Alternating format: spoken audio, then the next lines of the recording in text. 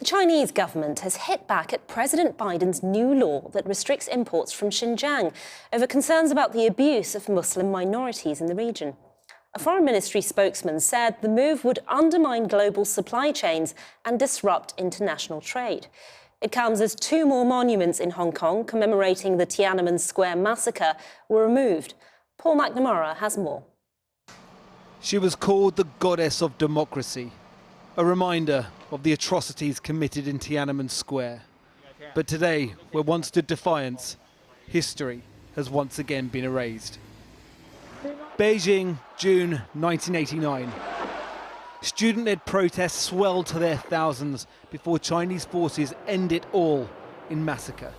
Estimates of the number of dead have ranged from hundreds to as many as 10,000.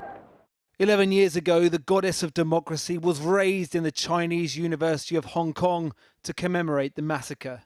Today, the university did not directly confirm the statue's removal, saying only a, quote, unauthorized statue had been taken away. Everyone in Hong Kong thought it would happen sooner or later. Lum Lee and Lum Long are artists who fled Hong Kong earlier this year, fearing for their safety.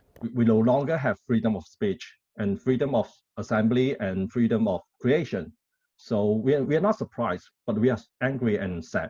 Yeah, we were not too shocked because we know that our city is declining. Hong Kong is being remoulded in Beijing's image.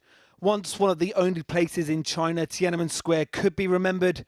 Yesterday, another statue, the Pillar of Shame at Hong Kong University, also removed. As Beijing shuns its own history, the international community is shunning Beijing. February's Winter Olympics is facing a diplomatic boycott. And yesterday, the United States signed a measure banning US businesses from importing goods from Xinjiang, unless it can be proven that they have not been made by forced labour.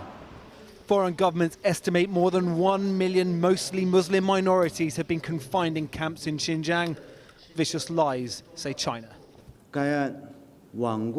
This act maliciously denigrates the human rights situation in China's Xinjiang in disregard of facts and truth. It seriously violates international law and basic norms governing international relations and grossly interferes in China's internal affairs. Yesterday, the Tiananmen Wall graced the outside of Hong Kong's Lingnan University. Overnight, removed over, quote, legal and safety risks. Today, an empty monument to the free speech that once was, and a Hong Kong changed, perhaps forever.